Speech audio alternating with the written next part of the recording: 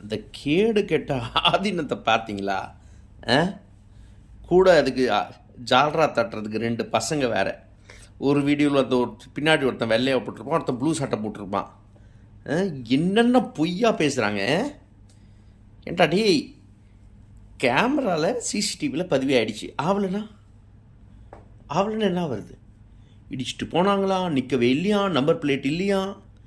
டே ஆதீனம், உனக்கு இருக்கியா? உனக்கு இருக்கியா? சும்மா விட்டுருவோம் நினச்சியா? சும்மா விட்டுருவோமா? காவல்துறை வேணால் சும்மா இருக்கலாம், சங்கி பசங்களை பார்த்து பயந்துக்கிட்டு. என்ன நடிச்சிட்ருக்க? விட்றா பாருங்க, பிஜேபி ஆர்எஸ்எஸ் ஸ்டைலில். ஆனால் காவல்துறைக்கு நன்றி, அவங்க தான் அந்த சிசிடிவி ஃபுட்டேஜை ரிலீஸ் பண்ணாங்க. அதில் நம்ம இது பண்ணக்கூடாது, அவங்க ரிலீஸ் பண்ணிட்டாங்க. பட் சூமோட்டோவை எத்தனை பேர் போய் பேசினானோ அது என்ன சலுகை? சலுகை சிறுபான்மைக்கு தான் சொல்லுங்க அப்படிங்கிறான். அவன் பாடி லாங்குவேஜும் நீயும் பாரு பாரு என்னென்ன நடக்குது பாரு. பப்ளிக்காக ஒழுங்காக ஒரு பெரிய அப்பாலஜி கேளு.